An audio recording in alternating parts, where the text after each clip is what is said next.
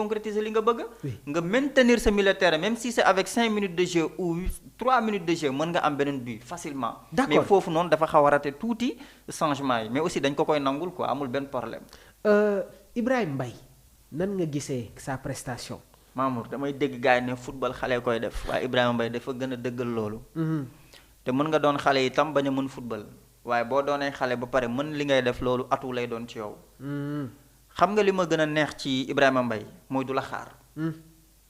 mooy bu amee bal bi da lay ne fii laay jaar fii nii laa bëgg a jëm te loolu dafa am solo ci joueur surtout nga nekk un attaquant mais gis nga attaquant bi nga xamante day am bal bi di won adversaire bi ginnaaw di xool naka lay def pour mën a def benn reprise dugal bal bi ci milieu terrain di wër passe.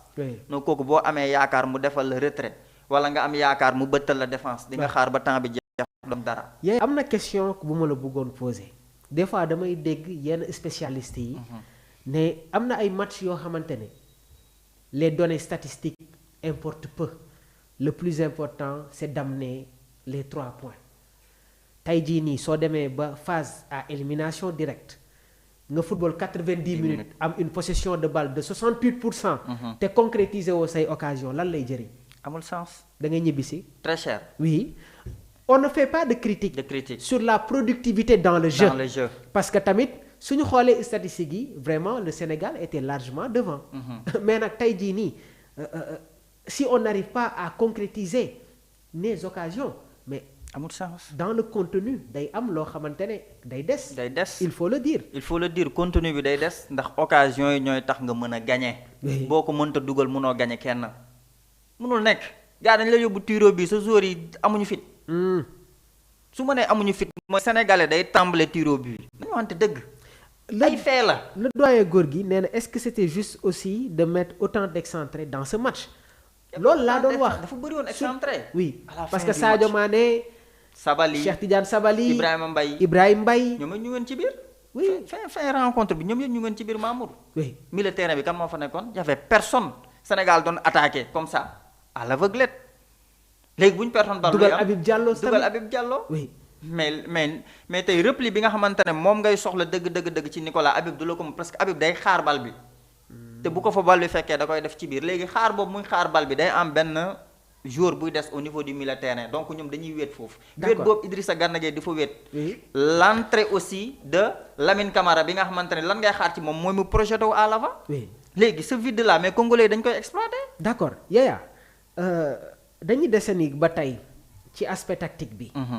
ñu sentir ne que par moment le côté droit de l'équipe nationale ne fonctionne pas bien ñi ngi wax Ismaïla Sarr nekku ci mais tamit combinaison yi ñu tàmmoon di gis sur le côté droit venant de Crépin Diatta face à la RDC on l'a pas trop senti. Mamour Yaya très cher les attaques sur le côté droit. ma wax la xam nga lan moo tax tey doo mën a sentir loolu.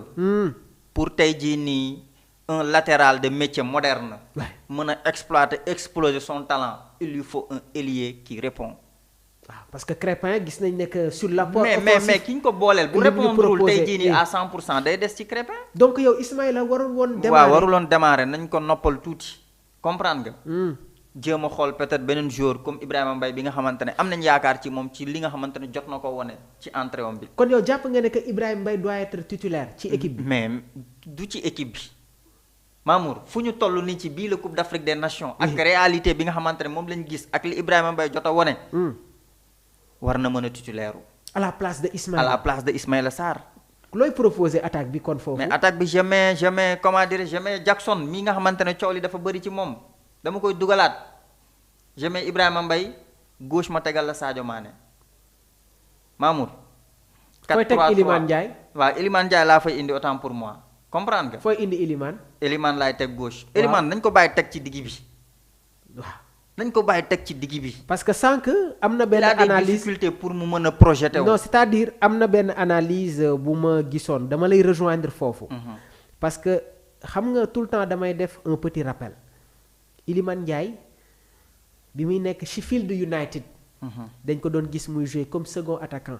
ok am na ay match yoo xamante ne il s'est même retrouvé un peu comme piston parce que da doon dem carrément sur le couloir droit. bi mu demee Olympique de Marseille ñu commencé ko di gis muy football ci boobu les registres par la suite bi mu demee nag Everton au début il s'est retrouvé comme excentré gauche après comme numéro 10 parce que à l'époque il y avait McNeil ak Jack Harrison ancien joueur de Leeds United. Effectivement. bi Jack Grealish ñëwee depuis sax laay wax année dernière Iliman dañ koy gën a gis muy jouer comme excentré droite et actuellement équipe bi di Everton seen attaque Jack Grealish la à gauche. Iliman Ndiaye à droite. ki nga xamante ne moom mooy Thierno Barry ou Beto ñoom ñooy pointé. Iliman joue rarement comme numéro 10 dans l'équipe de David Moyes soit c'est Carlos Alcaraz l'ancien joueur de Southampton wala ki nga xamante ne moom mooy Debris Hall le milieu de terrain prêté par Chelsea et man je vois que Iliman Ndiaye avec sa finesse technique et ses dribbles mën nañ ko footballoo comme excentré droite parce qu'il y a de la variété dans son jeu mais yaa attaque bi nga ma proposé nii nee nga ma Iliman nee nga ma Jackson Ibrahima Mbaye ak Sadio Mané donc yow da ngay des ba tey ak les 2 milliards. non damay wàccee Sadio Mané ci digg bi. fooy teg Ibrahima Mbaye excentré gauche. effectivement. Iliman Ndiaye excentré droite. voilà. nga pointeloo Jackson. mu pointeloo Jackson parce que boo demee sans attaquant de pointe mun nga am difficulté. donc tu vas jouer avec 2 pivots koo ma fay tegal foofu. 2 pivots je mets Idrissa Gana Gueye comme d'habitude. ak kan. je remets Pape Alassane Gueye Mamour. xam nga très cher. coow li bëri na de Pape Alassane dafa yéex on est tous d'accord comprendre nga mais tey jii nii densité bi nga xamante ne tey boo ko apporté ci milieu terrain bi yow tey mën nga rassurer avec ses relances ak casser ligne bi nga xamante ne moom la lay apporter xam nga Alassane Gueye dafa am benn atout bu jafe ci milieu terrain mooy calmer le jeu. d'accord. mooy calmer le jeu changer trajectoire bal bi. mais boo demee ba am kooku noonu mën nga ko exploiter avec ce talent là. mais tey ci bii la rencontre bu ñu jëm.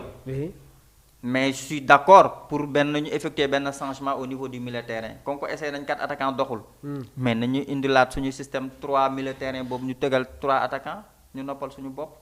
boobaa Pape Thiaw bu defee lu nu mel aussi doxul après bu boobaa dinañ toog ma ne c'est quoi le problème en quelque sorte lan moo tax tey jii nii mënuñu dugal suñu ay occasion foofu la bal bi di delluwaat. problème bi nekkatul ci système bi ci dugal bi la mun ñoo am 20 occasions mënuñu ko dugal ñuy critiquer système. avec nos 4 attaquants on a eu combien d'occasions très cher. oui bëri na. mais est-ce que ñaata lañ ci dugal. oui.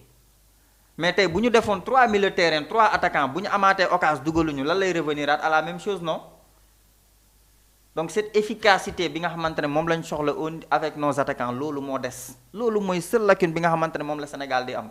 te contre mënul ñàkk parce que équipe bépp buy football ak Sénégal day def bloc bas donc mënuñoo ragal gars yi contrer ñu.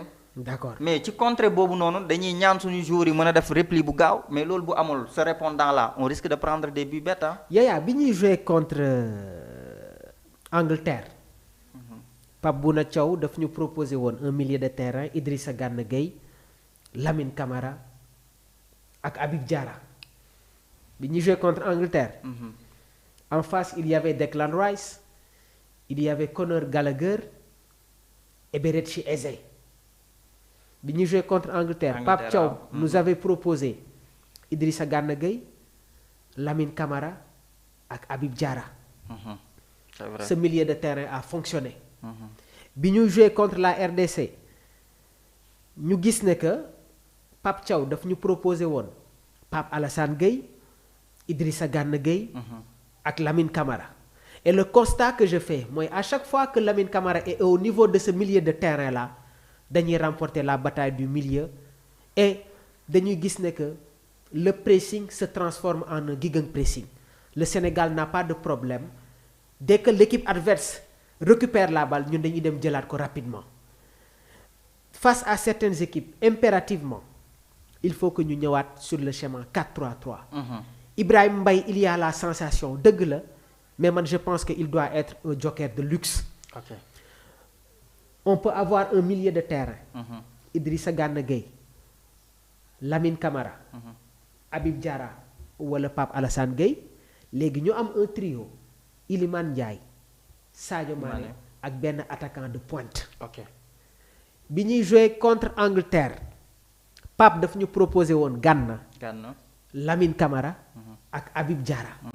Gana moo nekkoon sentinelle Lamine Camara était relayeur Habib Diarra se retrouvait comme un numéro 10. Si kanam ñu amoon Nicolas Jackson amoon Ismaïla Sarr ak Iliman Ndiaye. bi ñuy jouer contre la RDC mu indil ñu Pape Alassane Gueye indil ñu Gana Gueye indil ñu Lamine Camara si kanam ñu amoon un trio Iliman Ndiaye Nicolas Jackson ak ki nga xamante ne moom mooy Sadio Mané.